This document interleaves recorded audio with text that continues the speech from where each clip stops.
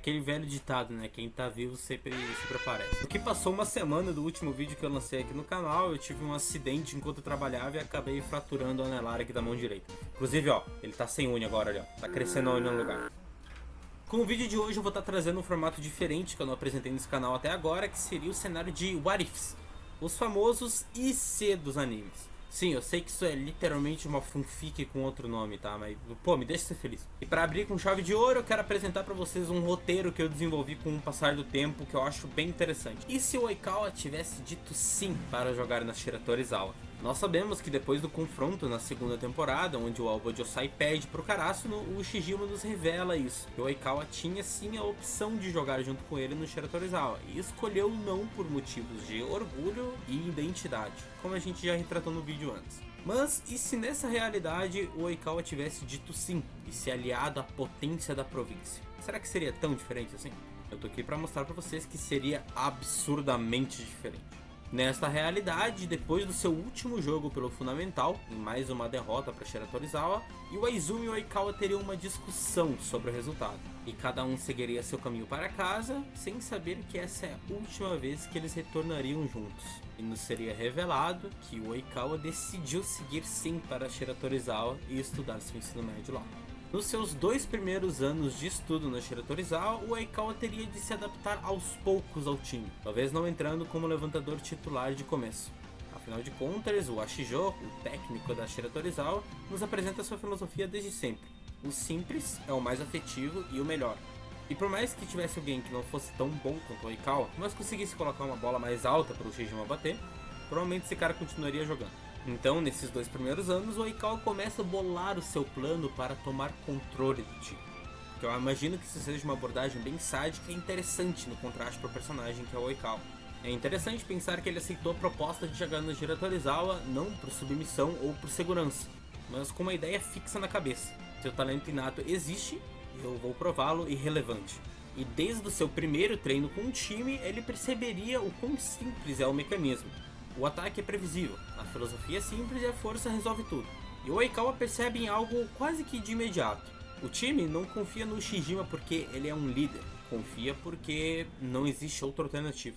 E o Oikawa não tenta confrontar isso de frente, ele vai começar a corroer o sistema por dentro. Ele se fecha das suas reais emoções e sentimentos e começa a agir como um peão de cara, como mais uma engrenagem a favor do time. Quando ele finalmente se torna o levantador titular, que eu imagino que aconteceria ainda no primeiro ano, ele aplicaria a sua estratégia de rei. Afinal de contas, Oikawa sabe de algo que o seu maior rival nunca precisou aprender. O voleibol não se resume só à potência, ele é controle. E aos poucos ele começa com mudanças sutis, mas que com o passar do tempo farão grandes diferenças. Uma variedade de levantamento, uma mudança de ritmo, uso excessivo das pontas, bloqueio forçado em posições desconfortáveis, um ataque de segunda. O Ushijima continua marcando pontos, mas aos poucos já não marca todos. E isso, por enquanto, é suficiente. Porque, pela primeira vez, a Shira Torizawa começa a vencer sem depender dele. E aqui a gente entra pro 3º ano do Ushijima e do Oikawa na Shira Torizawa.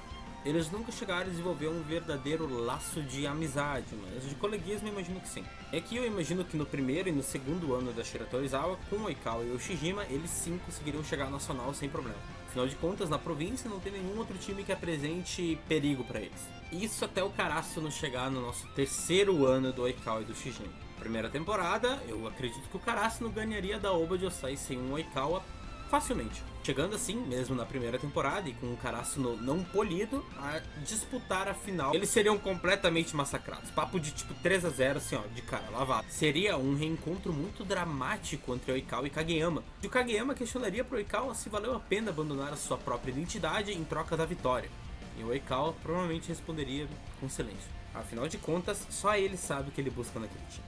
O Ushijima de cara ele não sente inveja, mas um sentimento novo. Talvez ele seja substituído. Com essa nova versão do Oikawa em quadra, o time funciona diferente. É mais fluido, menos óbvio, mais perigoso. E os outros jogadores, que antes eram figurantes, começam a perceber que, com o Oikawa ao seu lado, eles jogam melhor, eles podem decidir o ponto. E para um time criado sob a sombra de um único sol, Cara, isso é revolucionário, já que o Oikawa, ele não grita pra liderar, ele te seduz. Ele nunca tentaria ser o capitão oficialmente, afinal de contas ele não precisa. Ele lidera nos pequenos detalhes, no ajuste de posicionamento, ele corrige a leitura do bloqueio, chama a responsabilidade nos momentos críticos, como no saque, e aos poucos o time começa a olhar pra ele, antes de atacar, antes de respirar. Eu até imagino que em algum ponto o treinador gostaria de conversar com o Oikawa e perguntado por que ele está tomando as decisões que está tomando em quadro. E por mais que não recebesse a resposta que gostaria, tirar o Oikawa de quadra agora, nessa altura do campeonato, é muito perigoso. E o nosso ápice de confronto aconteceria num jogo decisivo.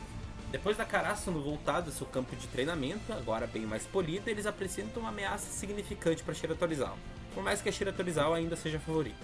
E eles teriam mais um embate, e dessa vez, esse seria o jogo que o Oikawa escolheria para se provar. Ele perceberia que com o passar do tempo, o Shijima está ficando fora de ritmo, até podendo ser bloqueado como aconteceu originalmente contra Karasu. E ele faz algo que parecia impensável, mas ele para de levantar para o Shijima. Não completamente, só deixa ele como segunda opção. Ele abusa das alas, abusa do meio, joga pipe, ataca de segunda, força no saque, e mais uma vez, Karasu não é o bastante para impedir essa Shira Torizawa. A Shira Torizawa ainda ganha o jogo, mas pela primeira vez, o Shijima não foi o jogador que mais marcou pontos. E esse jogo marcaria de vez a destronação. Sem uma discussão direta, sem uma briga. Só uma constatação silenciosa. O jogador mais forte não é sempre o jogador mais importante em quadra. E o Oikawa não derrotaria o Shijima na força. Ele derrota naquilo que sempre faltou ao rival, uma leitura humana. Mas essa vitória teria um custo alto sobre o Oikawa.